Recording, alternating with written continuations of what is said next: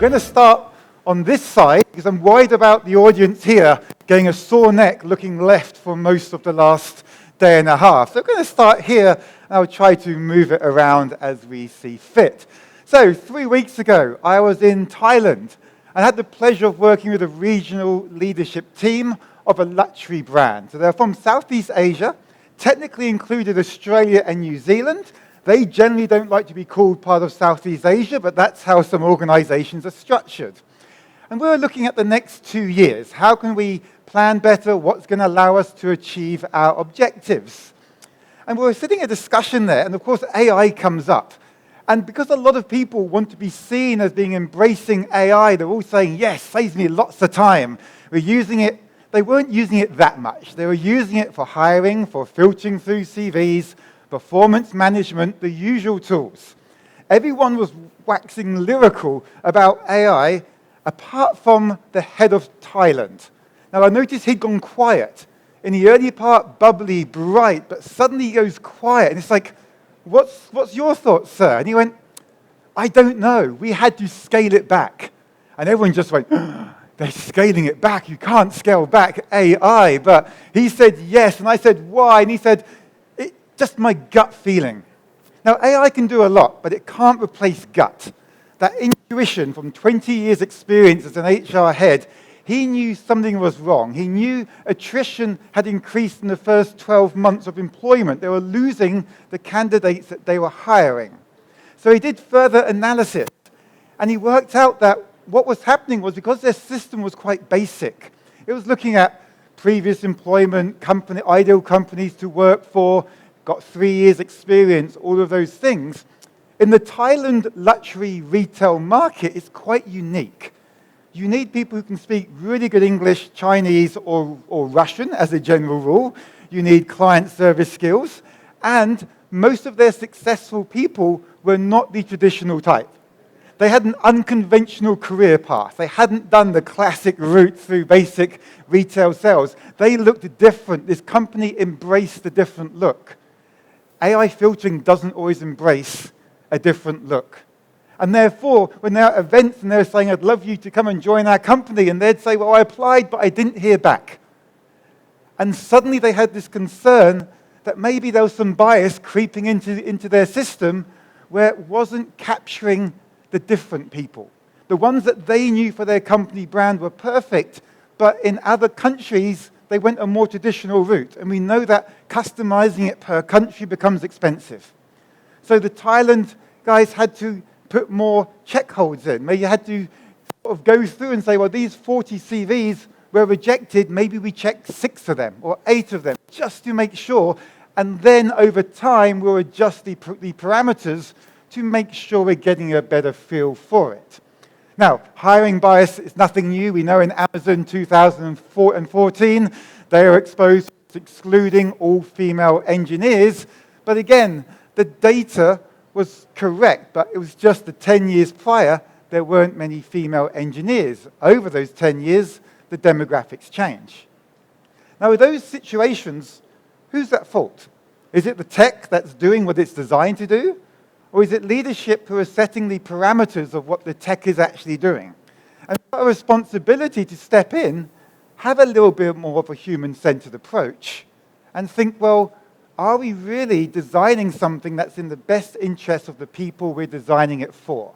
And that's something that we continually still learn. The other favorite thing I have with AI is hallucinations. We all know what some hallucinations are. Now, I find hallucinations funny. Funny for a story, funny for a chuckle, not funny for the companies involved. And you never want to be the company who ends up in one of my presentations, because then you're being used as an example that we don't want to work. Now, 2 of my favorite ones. One was McDonald's. Does anyone remember the automated ordering chatbot in drive-thrus that they had in the US a couple of years ago?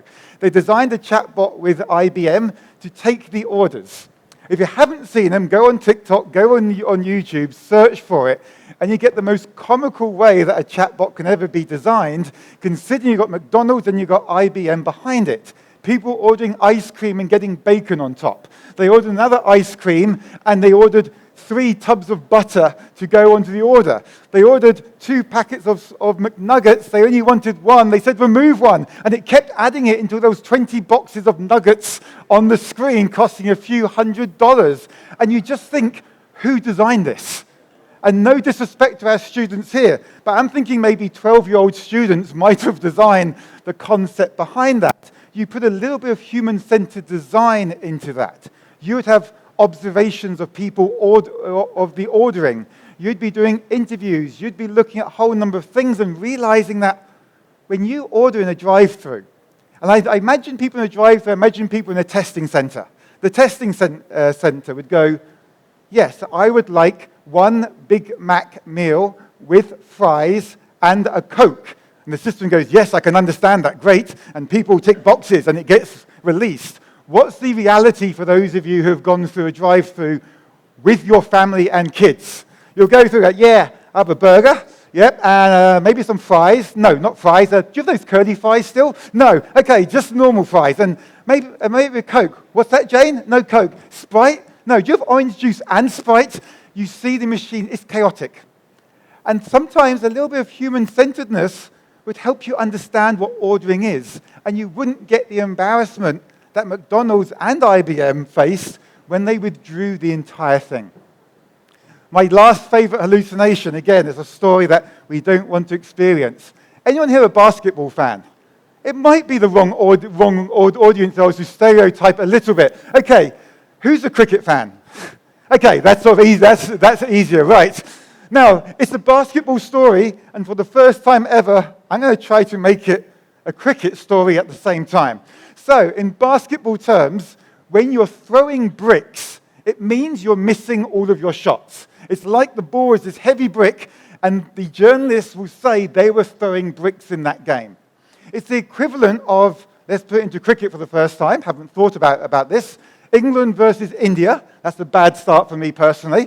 England versus India, your most annoying bowler, Jasprit Bumrah. He's really annoying personally because he gets all of our of our wickets. Him having a lead ball, a ball made of lead, throwing wides and no balls. The England team just sitting there going, "This is fantastic. We're going to win for like the first time in 20 years." That's throwing bricks. Now, when Grok came out in 2024, Grok, in all its infinite wisdom, was trying to create automated news content.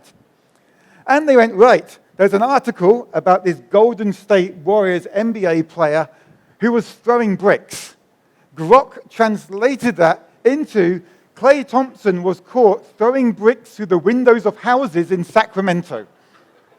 Now, you just imagine the fallout from that.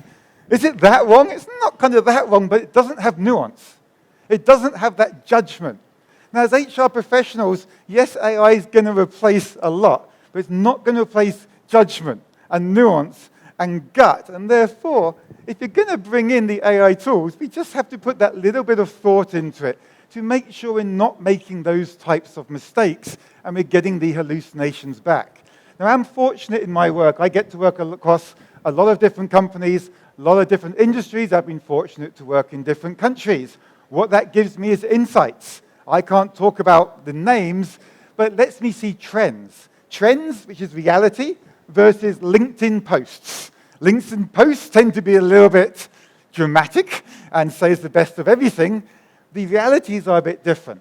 So what are some of the trends when it comes to AI that we see across companies? I'm going to be Singapore biased a little bit. You tell me the Indian side. Now, one is the fact that AI is moving faster than what humans are able to keep up with.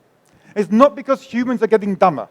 It's just the technology is being developed faster, it's being released quicker, and we have what I call the shiny object syndrome. The shiny object syndrome is the latest phone that folds. If iPhone released the folding phone as expected in October, everyone's going to jump towards that. In AI terms, it's jumping from a simple RPA initiative to a machine learning program to AI agents, and then just when they're catching up with AI agents, it's agentic AI, and everyone jumps into the next thing. Now, this report here was from 2023, very late 23. saying that 70% of organizations in India say they're investing in AI tools, but only 28% are ready. Now, quick show of hands, do you think there's still a significant gap? Hopefully not as large as that. We're 2 years on. But do we think there's still a gap between human readiness and the AI tools that are coming in? Any show of hands, a few nods around the room. We've seen other talks over the last 1.5 days where people are looking at upskilling and reskilling. They're trying to close the gap because there's no point deploying if the staff aren't ready for it. If we've not communicated with them, we've not engaged them, we've not asked them to co-create these solutions which we're looking for.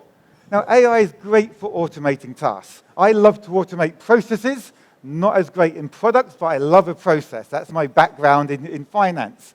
And we try to automate things. But the other thing we're seeing is changing the fundamental experience of how humans are experiencing work.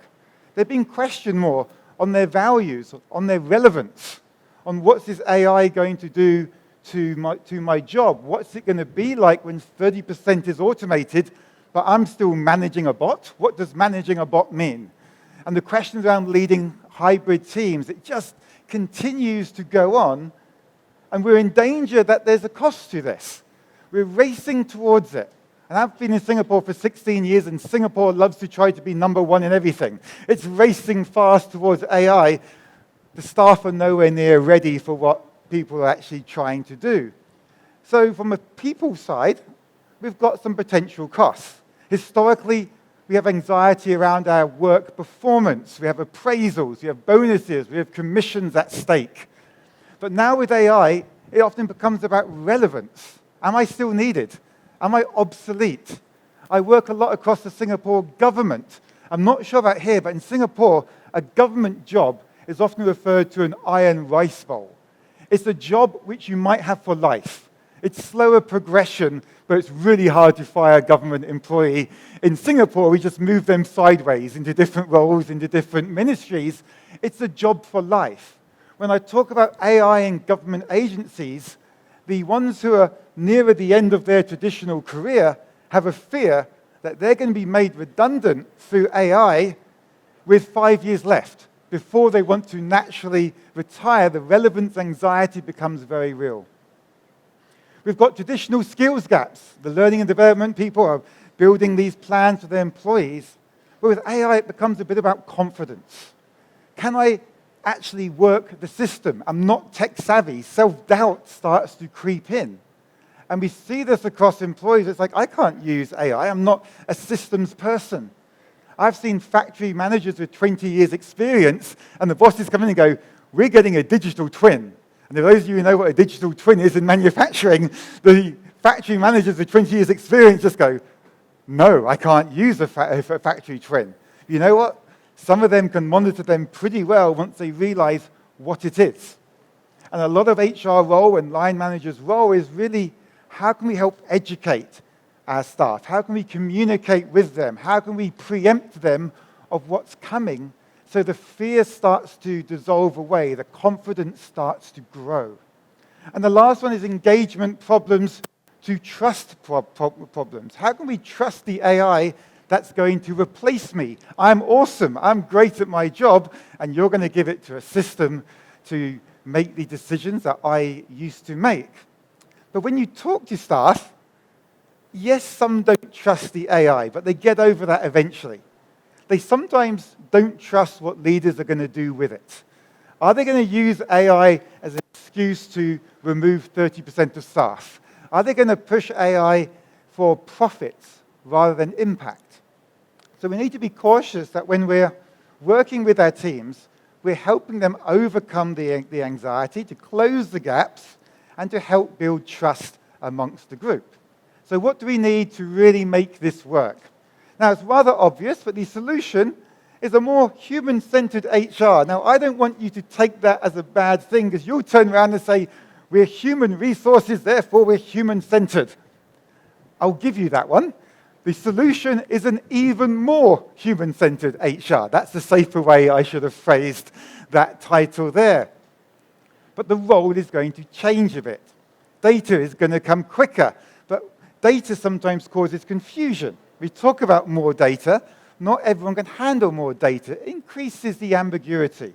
So we need an HR that can use the data and improve decision quality, can help the managers think through things, not second-guess themselves, be that sense maker when there's uncertainty across the organization. We need HR who use empathy. Empathy to detect signals. Signals are early warning issues that something might become a bigger issue. And HR professionals, especially business partners, those of you who are business partners are normally great at this. You're there, you're having coffees, you're having chats. An AI machine can make a coffee, but it can't have a coffee chat. And sometimes those coffee chats are where you realize that people are a little bit down. They're underperforming. The stats say they're underperforming, but you know from that coffee they've got personal issues at home. So AI might go, oh, they're 12% less productive this month. Result equals fire them. It's like, that's a bit harsh. Because you know from your empathy that they've been having a tough time, but it's finished now, and their productivity should come back up. So empathy is our key in that space. And the last one is really using judgment. What decisions are we going to make? Do things even need to be automated? We're in a rush to automate everything, but sometimes we don't need to. We're in a rush to put AI in, but an RPA bot can sometimes do the task so much cheaper and quicker than a full AI solution. We just need to think a little bit more about things. Now, some other speakers have been talking about HR having a seat at the table, HR being the best people to look across an organization. I agree with that in many ways, because if we're going to build trust up, sometimes employees and their managers, there's a bit of a battleground. HR is a neutral space. They're normally better with empathy and emotional intelligence. They build that communication through. And if we're communicating with our employees, we're forewarning them, we're training them, we're giving them alternative career paths, it builds trust. We get them involved in the design, we're co-creating. Again, suddenly, we've got a whole change where employees are going to start embracing it. The adoption rate is going to increase. That should lead to efficiencies, as long as we keep humanity involved in some place. Now, I spend a lot of time in the design thinking space. I'm not going to go through that. You're going to hear from a design thinking expert in a couple of talks' time. But if you think about design thinking, and most of you will sort of know the basics of it. There's an empathy side, there's an ideate stage, there's a define stage. The empathy bit we've talked about. What if we did do more interviews, more observations? We built journey maps to understand the process before we did it. What if McDonald's did a lot of that empathy stage of design thinking? They wouldn't have released something that went wrong. The define stage is really clarity of what we're trying to achieve, a clarity how we're going to achieve it. And the ideating is just with that human focus to think, what's it going to feel to our staff? How are they going to feel when we roll it out? Is it a surprise to them? Are they aware of it? Do they have the skills to bring it on?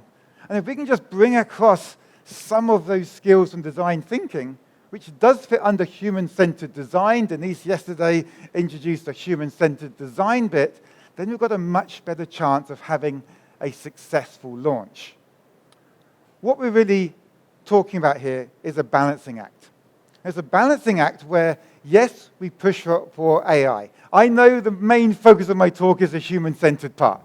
But in reality, I'm someone who loves efficiency. I'm going to push AI hard in a lot of places, or RPA. I'll push the best solution to solve what the defined problem is. But we need to improve our tech skills. We need to increase the speed of deployment and everything else. But as humans, we still have an advantage. I don't know in 7 or 8 years' time whether we'll still have it. But I'm still hopeful for humans in many ways. We bring that curiosity. We bring that intuition, that empathy. If we can get that balance right, then we stand a much better chance of deploying AI across our organizations, of HR taking a key role in doing it, our employees being happy.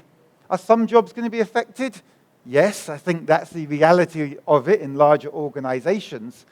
But we can normally let natural churn start to bring down the jobs and redeploy and create the career paths. And if we can do that, we've got a much better chance of success. That's something that TCS have done very well in India, is they announced very publicly they're going to upskill 300,000 employees to get them ready for the AI that they plan to release. It was communication, it was co-creation, it was alternative career paths, it was options, and therefore, if some people were affected, then it's okay. Last slide. I'm probably on 23 minutes. So this is just a framework I love to bring into other workshops. I don't normally bring it into a talk of this nature, but when I was thinking through this talk, there's relevance to it. If you haven't read this book, it's a fantastic book. So you've got challenge directly and care personally, which means if you're managing staff, we need to challenge them directly, hold them accountable, but do it with a little bit of love.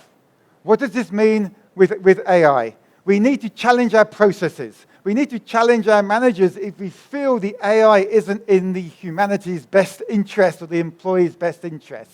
We need to be open, but we need to do it with humanity, and that's the care. Can you have too much care? To go into my favorite phrase ever, of ruinous empathy, it's possible.